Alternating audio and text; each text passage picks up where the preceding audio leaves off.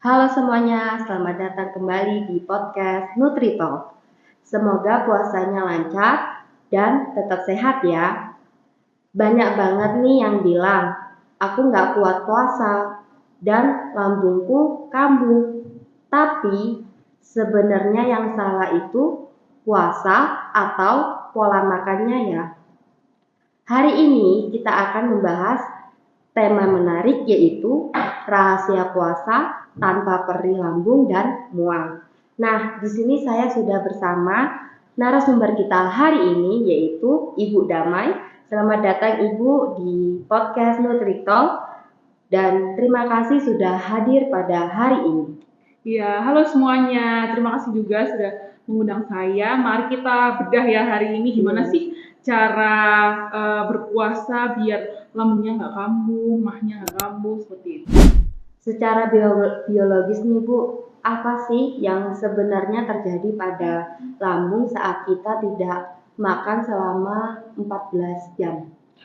Oke, jadi sebenarnya secara normalnya ya lambung itu tetap bekerja normal seperti biasa. Dia tetap memproduksi asam lambung, cuma memang produksinya itu sedikit. Jadi menyesuaikan ritme tubuh kita waktu puasa. Jadi kalau misalnya diibaratkan tukang soto nih, pedagang soto itu nyala kompornya tetap nyala, tapi kecil apinya. Nah, tapi kan terus tuh nyala terus, nggak ada berhentinya. Nah, mungkin seperti itu. Jadi tetap memproduksi asam lambungnya seperti biasa, bekerja seperti biasa dan aman kalau misalnya dipakai buat puasa seperti itu. Berarti normal ya Bu ya, saat kita puasa itu lambungnya tetap bekerja. Iya betul.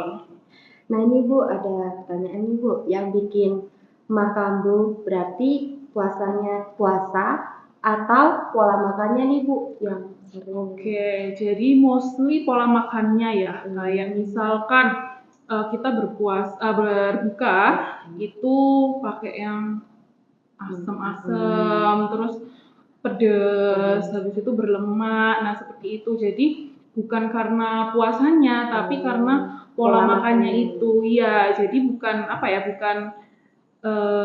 salah lambungnya, tapi bukan salah lambung nggak diisi selama puasa, tapi gimana sih kita memperlakukan lambung itu saat puasa. Berarti pola makannya. Iya, mostly karena pola makannya. Wah berarti nggak boleh barbar ya Bu kalau di saat buka atau sahur ya Bu? Iya betul banget, kita nggak boleh makannya terlalu banyak dan juga cepet ya biasanya. Nah itu sih yang menyebabkan kadang asam lambung kita bisa naik. Terus habis makan tidur, nah itu juga.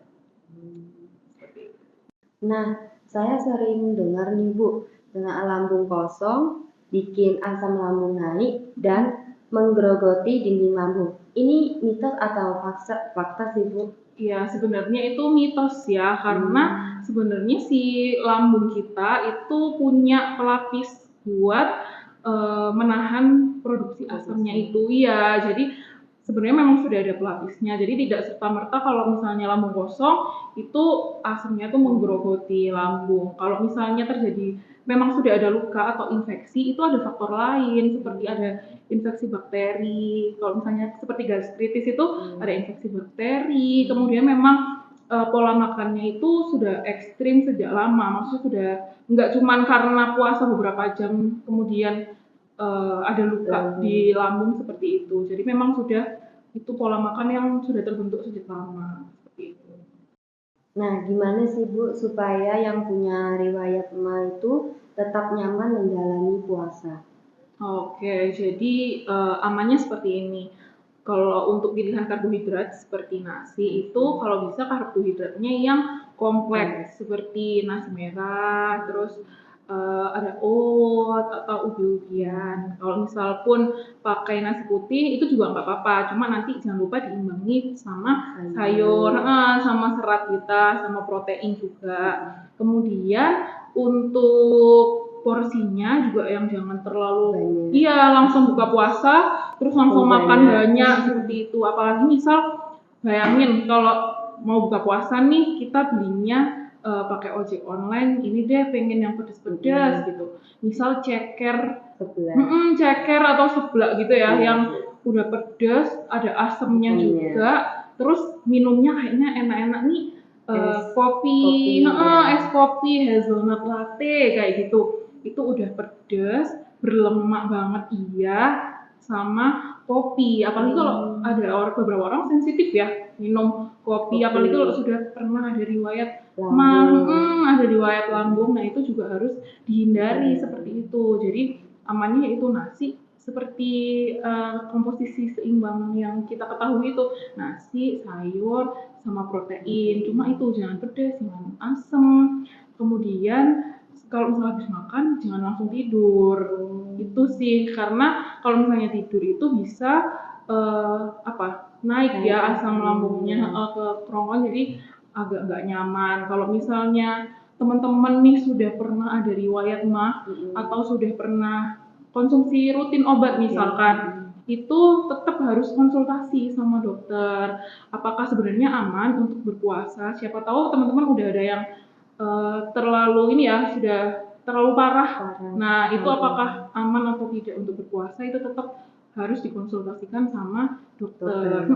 Terus konsumsi obatnya waktu puasa itu juga harus dikonsultasikan. Baiknya gimana nih waktu sahur dan berbuka, aman nggak kalau misalkan konsumsi obat seperti itu? Oh, berarti lebih baik dikonsultasi dulu ya Bu Iya, ke betul. dokter atau para ahli gizi bisa gitu ya Bu ya. Oh iya Bu, saya tuh sering mendengar dari teman-teman nih Bu, kalau tidur lagi setelah sahur itu sebenarnya bahaya nggak sih Bu? Oke, jadi itu biasa ya kita mendengar teman-teman ngantuk nih Bu habis Iya, habis sahur. sahur. Nah, itu sebenarnya kurang ideal ya, karena kalau misal kita posisi berbaring, apalagi ini yang sudah punya riwayat GERD, itu memudahkan asam lambung itu naik ke daerah kerongkongan sini, jadi menimbulkan rasa yang tidak nyaman. Berilah jeda sekitar 30 sampai 60 menit setelah makan. Mungkin bisa kita beraktivitas ringan atau ternyata ada tugas nih yang bisa dicicil, bisa dikerjakan. Terus kalau enggak ibadah atau ngaji atau apa sambil nunggu pagi seperti itu, lebih baik diberi jeda sih. Oke, berarti bukan haram ya Bu, tapi jangan langsung rebahan Iya, gitu ya Bu. betul. Karena lambung ini kan setelah kita makan sahur, apalagi habis bangun tidur, tiba-tiba makan, belum tentu porsinya pas ya, siapa tahu kelebihan. Nah, dia juga butuh waktu beradaptasi untuk mencerna makanan yang kita konsumsi waktu sahur itu. Jadi kesimpulannya berarti puasa itu nggak otomatis bikin mah kambuh ya Bu ya. Iya, betul. Jadi kebiasaan dari kitanya sendiri, pola makannya aja yang bikin kambuh mahnya itu ya Bu.